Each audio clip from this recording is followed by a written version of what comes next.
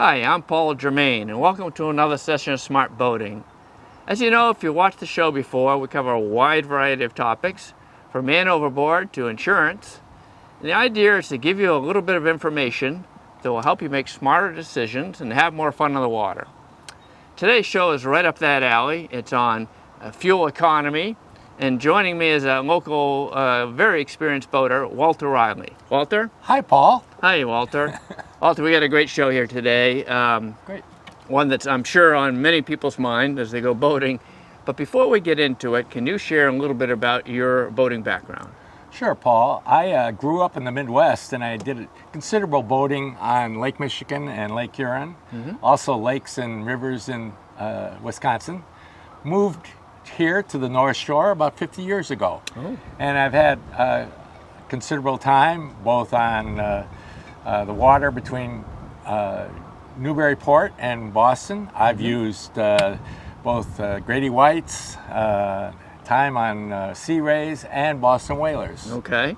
And you're a member of the Power Squadron these days, right? I am. I'm a 20-year member of the United States Power Squadron. Yeah. And that's a voluntary organization across the country, 25,000 members. And our mission is safe boating and safe boating education. Okay. Well, that's a great mission, and that really kind of dovetails in the show we're going to do today. So sounds like you got just the right experience, so why don't we get started? Let's go for it. Okay. Walter, you know, gas prices are through the roof this year, and a lot of boaters are really worried about the impact on their fuel budget, which understandably so. So I thought we'd pull out some select points that could help both new boaters and existing owners increase their miles per gallon or their fuel economy on the water. And I thought we'd start by talking about boat sizes and designs. Do you see people making mistakes in that? I mean, we've got a couple examples with us right now. We've got a cruiser on our left and we've got our center console on the right. What are your thoughts on that? Well, Paul, there are two key points when you're talking MPG. I see a lot of new boaters purchase the mid-size cruiser, which are much heavier, when they could do just as well with the center console. The cruiser is heavier because of freshwater systems, cabin, and cooking systems. Yeah. And all that's great if you need it. If you got a small family, right, you're gonna be overnighting. You're gonna need that. But if you're just going out for a day of fishing, it's going to burn a lot more fuel than you want. Yeah, you probably don't need all that. It probably a center console might be a better fit for you. We're not advocating one or the other. We're just saying the right boat for the right application. That's right. Right. Yep. Okay. The other point is, in terms of design, many purchasers buy a deep hull, a deep V hull on their boats. Like the shape of that bifold you got there. Exactly. It's a deep V. And it provides a nice ride out to your favorite fishing area. Yeah. However, they should consider the modified V hull. Okay, we'll flare it out a little bit. Absolutely. And will do just as well and burn considerably less fuel. All right. So pick the right boat for the application and pick the right underbody for what you're going to be boating in. Absolutely. Okay. Walter, you know, once you pick your hull size and the configuration, the next decision typically is how you're going to power the boat. And oftentimes the choice today for small power boats is either an outboard or an inboard outboard. And, you know, I went to do a little research on what the differences might be and between the fuel economy of today's modern outboard versus a modern inboard outboard. And quite frankly, my personal results were inconclusive. I didn't find much of a difference. One might have been 3 nautical miles per gallon, the other one might have been 3 and change. So I would suggest to people that my understanding is that the outboard's going to be probably a little more economical, a 4-stroke outboard, because it's less weight. An outboard is maybe 400 to 500 pounds less than the typical inboard outboard. So if someone's like super keyed up about fuel economy, the outboard of the same size and the 4-stroke is probably going to give them a little more fuel economy, but Very little difference. Very little difference, and unless they're using the boat constantly, it may not be a factor for somebody. That's right. So let's talk about if we move from stern drives, IOs, and outboards straight to outboards. A little history. Sure. People probably have heard a lot two-strokes. They've heard Yes. of a two-stroke outboard. And we have a piston here. And just to exemplify what a two-stroke is, it just, both two-strokes and four-strokes, they have many of the same internals. But when they call them two-stroke, that means it just goes, this piston moves up and down twice to generate power. Exactly. Whereas a four-stroke, a piston similar to this, makes a motion 4 times. That's right. And it gives you slightly different characteristics. So if we look at the two-strokes, which were where outboards were 20 Very years popular. ago, 30 years ago, yeah, they tend to be lighter and a little smaller, a little less complicated. Yes. But on the other side, they have higher emissions because of the way they burn the oil and the gas together and the way their design is in terms of the power output. So sometimes their design can result in slightly less efficient from a mile per gallon perspective than a four-stroke. Right. I think you've got an example here of carburetors, which again, 20, 30, 40 years ago, these were what you would get Exactly. on a motor. This is And they had a certain impact on your fuel economy. If someone's buying a used boat, they may very well see engines that have carburetors on them. So they're not bad necessarily. No. They're just not as efficient as as one of the fuel-injected newer two-strokes. Absolutely. Yeah.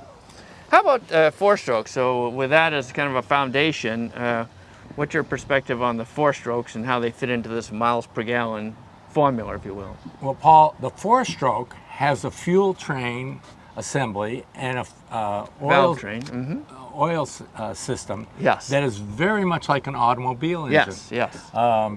But they're much more efficient and lighter. Well, they're heavier, but they're more efficient than your two-stroke. Yes. And give you much better fuel economy. Yes. It could be up to 50% in some cases, right? Absolutely. Yeah. So four-stroke, you see they're becoming more and more popular these days for good reasons. They typically are delivering substantially more fuel economy than the old two-strokes like the one we just showed them with the carburetors, right? That's right. Yeah. You know, in terms of fuel economy, sometimes people new to boating make a mistake. They think, well, if I want to get fuel economy on the land with a car, I'd get a small car. Small car, small engine, economically go down the road. Big car, big engine, not very economical. Right. So they transpose that logic onto boating, and that's really the wrong way to go, right? Absolutely. It's the opposite. Yeah. How does it work? Yeah. Well, the larger engine, actually, even though it's heavier, is much more fuel efficient than your smaller ones. And that's because it's working less hard, right? That's right. So a marine engine is always working because it's always in resistance, which is water. Right. So in contrast to an automotive engine, which gets to rest a lot, right, because there's low friction. Large engines don't have to work as hard. Right. You get that large engine, and so it's a little bit counterintuitive, but it's something that people remember. It's true. If they want more miles per gallon, usually popping for the slightly larger engine is actually the way to go. Mm-hmm. You know, another thing that people probably should be aware of is this controversy about dual engines or single engines, and I did a little research on that, and I took down some notes. I saw a report that had a single 250 at 26 miles an hour got just over 3.15 miles per gallon. Right. They take the same hull, which is a 24-footer, and with twins of about the same horsepower total at roughly the same speed, they get about 3.03. Not much difference. Pretty close, right? They did a single 300 going 23 miles an hour, 3.98 miles per gallon, and twin 150s, same horsepower, about the same speed, 3.11. Same result. Yeah. Not much difference. Yeah, very surprising actually. I thought that the drag from the two drives would really affect the miles per gallon, but it didn't seem to in the tests that we looked at. Nope. Yeah. Nope. So that's an interesting thought. Another point that I think is a key one is once you've selected your engine, to keep it tuned up, right? Absolutely. The basic idea is that you want fuel to flow freely and the plugs Yep. to fire cleanly. Right. And with new oil and lubricants, Yeah. you don't impede, there isn't that resistance to the rotation. Right. So ideally, you'd probably replace these plugs once a year, right? Absolutely. Make sure they fire off nice. And you've got a gas filter there. It's in line. And Right. this is another filter here. And again, that having the clean gas, clean tuned plugs, everything set, that's going to help your fuel economy, right? Absolutely. Yeah. Hydrodynamics play a big role in fuel economy, and we've got a little outdrive here, and it really shows how hydrodynamic, it's like a bullet shape down here where the gear case is. Right. And then you've got the propeller as well. So these are two key ingredients to getting a lot of miles per gallon out of your boat. We're going to come back and revisit that in a second. Sure. But I thought we'd talk a little bit about props. Here's an example of a prop here. And most people talk about them in terms of diameter. So the space between this tip and this tip, for example. Right. And pitch. And pitch is how far each time this turns 360 degrees or one revolution, it's how far the boat goes forward theoretically, right? That's right. So people talk about props in diameter and pitch. And then the pitch will again give you very different characteristics. So once people understand that, I got a propeller, I got a diameter, I got a pitch, what should they be aiming for in terms of manufacturer's recommendations? Well, you want to have a prop that when the throttle is wide open, you want that revolutions per minute to be at within 500 revolutions per minute of the factory specifications. Of the factory settings, yeah. That way Right. you know you get the right prop for your boat and the load you're working with. That's right. Yeah, Now, for the older engines, you want to have them tuned. the prop's tuned. Have the props tuned, absolutely. Yeah, yep. And what does that mean, tuning the prop? Well, taking it back to having someone that's going to clean them and make sure there's nothing on barnacles or anything. And they're back to factory tolerances, That's right? right. You're bringing them back to And the factory pitch is tolerances. correct. Right. Okay, so this is an example of aluminum prop, and what is often popular these days is stainless steel props. This one weighs a lot heavier than this aluminum one, and these have some different characteristics than the aluminum props, right? That's right. They are heavier. They are heavier. But they are less resistant to stress. Right, they're stronger, right? This is a stronger material right here. Absolutely. Stainless is stronger than aluminum. And they're thinner. Yeah, So, because they're stronger, right? Now That's right. we can use a thinner blade. that's right. Right. So how that helps your fuel efficiency, right? Absolutely. Right. Big difference. Right. And underway, they're not going to flex. So whatever the pitch was, that thing, the angle of attack, Right. it's going to stay the same because they have the strength. Even though they have the thin blades, the pitch stays the same. Yeah. So you get that constant efficiency outcome, if you will. Less drag through the water. Right. Makes it Much more fuel efficient. Yeah. Okay. So that's a trade-off people can make. Right. They can get a stainless steel prop if they want to increase the fuel economy. And then we're back to our little drive here. It's a little baby one, but if you look at any outboard drive or an IO drive, it'd be the same thing. What I find is that I have an IO, and I launch, I don't know, early June. I pull, I don't know, October. About August, I get a tremendous amount of growth here in this area, and particularly on the prop. And I can feel it when I use the throttle. I can feel the boat going physically slower. So Right. so it's an important point to keep an eye on that, right? Absolutely. And clean them. Yeah. Make sure they're clean. Yeah. And the longer they're in the water, the more chance there'll be barnacles and other things attached. Sea life will attach itself to the props. Yeah. And I've got a spray here, actually. This is a prop spray that you can use and spray on, and that will help the situation, right? Keeps them off. Keeps the barnacles off. Yeah. Right. Well, let's talk a little bit about load, the load that the boater is asking his engine to handle. and it really changes as the season progresses, right? It does. And we have an expression called accessory creep. Okay. And that's when the boater brings coolers and toys and boom boxes and all these accessories. And it's cumulative. Every time they come aboard, they bring something else. So Right. that just adds to the weight Yeah. and load on the motors. Which is going to reduce their miles per gallon. That's right. Exactly. Okay. All right.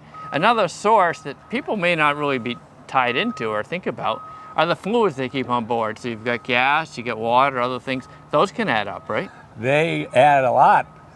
Let's take your average gallon of gasoline. Yeah. It weighs 8 pounds. Or is that 6? That's 6 pounds. That's yeah. 6 pounds. The gas Okay. weighs 6 pounds, right? Okay. And then when you have a gallon of water, Right. that's your 8 pounds. Right, exactly, Okay. exactly. So adding 100 gallons of water, 800 pounds. It's a lot of weight. Yes, exactly. And that, again, reduces your fuel efficiency. Right, right. And then there's a third thing that we could talk about in this category. That's your hull, right? So when you launch it in the spring, it's nice and clean. It's got the anti-fouling. Everything's good. There's no barnacles or anything on it. But as the season progresses, it sits on the mooring at the dock. This stuff grows, and that can really cut into your miles per gallon. So you really want to invest in a good quality hull paint. Right? And there are a number of them. Yeah. And keeping that hull clean is very important. Also for your IO, we have brand new copper-free Yeah. Paints that Yeah. we use that will also help you with fuel efficiency and our performance. Beautiful. The way you operate a rig can have a big difference, big impact on the miles per gallon. And some people would tend to leave their motors idling at the dock quite a bit, won't they? Don't idle at the dock. You need to warm up your engine, Yep. but get out and get on the water smartly. Yeah. All right. So don't idle at the dock. Move out. Now, how about once you clear the harbor and you clear the 5-mile-per-hour buoys? Should you keep idling, or what should you do? No. Again, particularly with the 2-strokes, you don't want to be idling out there. Right. And once you get out there, enjoy it. And So you want to get on a plane, right? and get on the plane. Get on a plane. Get that bow aspect up, Yeah. bow up aspect, and Right. use the planing hull. So typically they're planing hulls, so you want to come off idle. Idle's a nice speed, and it's nothing wrong with using idle if you want to take your time, as long as you're not concerned with miles per gallon that day. Right. But if you're concerned with miles per gallon, you want to push that planing hull up on a plane, Yeah. because that's where it's more sufficient, right? Less water resistance. Less water resistance, right. Now, how about, you just mentioned the bow, the attitude of the bow relative to the horizon. How about if the passenger load is like unevenly distributed and you're kind of dragging the stern a little bit? Here's where you use trim, Paul. Trim is very important. Get that bow up, get on the planing hull, but also balance the load. Right. If you've got passengers, all the passengers in the stern, ask one or two to come up with you, and so you have that proper planing hull. Right. So that's probably the easiest way to do it. Redistribute your load first. Right. And so you get as close as you can to a level running attitude. Right. And then, like you say, use the trim to do the final adjustments. So you get that nice angle of attack, low resistance, high miles per gallon. Absolutely. Yeah. Very good. Interestingly, most engines have a sweet spot in terms of the fuel economy that they can achieve when they're running. That's right. You know, and I read some reports in some local boating magazines. I just share with you some statistics. They used a 40-foot catamaran with 4 300 horsepowers. Yeah, it's pretty substantial. At 5,900 RPM, they were doing 51 knots, and they burned 100 gallons per hour, which is it translates to a half a nautical mile per gallon. Right. Now, just by cutting the throttle back to 3,000 RPM, they'd go 24 knots, about half Right. the speed. Right. They'd burn like a quarter of their gallons per hour, and they double the nautical miles per gallon. So that's pretty impressive. Here's another example. I got 3 examples. One's a 28-foot chaparral with an IO in it, a V8 IO in it. Sure. Again, at wide open throttle, which is about 5,900 RPM. They're doing 40 knots, 28 gallons per hour, Hey. 1.4 nautical miles per gallon. Right. Okay. Now, if you chop it down from 5,900 to 3,500, you're going 20 knots, still substantial. Yeah. But your fuel burn's gone from 28 to 8 gallons per hour, and your nautical miles per gallon is basically doubled. Right. And one last example here is a 22-foot 4 winds with a Mercury 250 on it, Right. an outboard. Wide open throttle again, 44 knots, really clipping along, 22 gallons per hour, and 1.9 nautical miles per gallon. Not bad, but if you cut the throttle from 59 to 3,500, you're going roughly half the speed, 24 knots, but your fuel burn is a third of what it was per hour. So now it's, instead of 22, it's 7 gallons. And your nautical miles per gallon goes from 1.9 nautical miles per gallon at wide open throttle to 3.42. Yep. So basically it doubles. Exactly. So what do you take away as the key lesson there? Well, the key is if you drop your throttle to half, you can double your fuel economy. Exactly. Exactly. So that's really an important lesson when you're trying to get Absolutely. good mileage, right? Absolutely. Right. Yep. All right. Well, we had another point here I had written down, and it had to do with pre-planning. You know, a lot of people go out, me included, you'd go out and you'd go from spot to spot. You wouldn't think too much about it.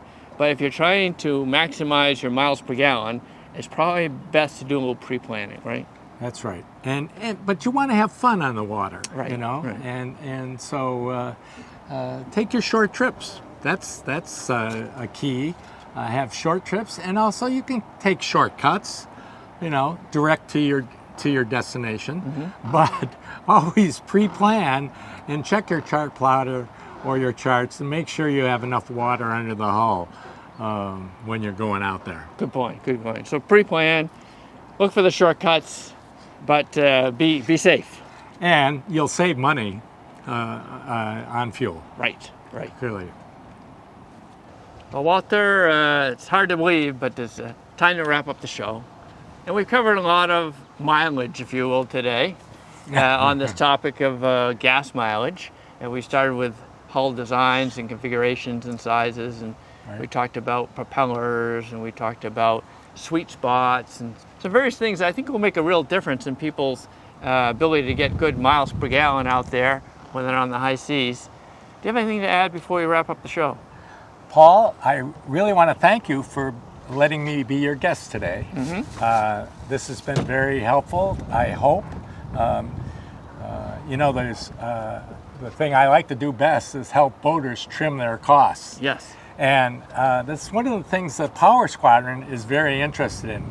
We offer a number of seminars and class courses Yes. that do just that. Okay. And locally, here on the North Shore, you can find this list of our courses and seminars on our website. It's www.abcnorthshore.org. Okay, great. Well, thank you for joining me today. My pleasure. Thank you. And thank you, Smart Boating viewers, for joining us. If you have any comments or questions or just want to see another show, join us on our website, smartboatingus.com. Thank you.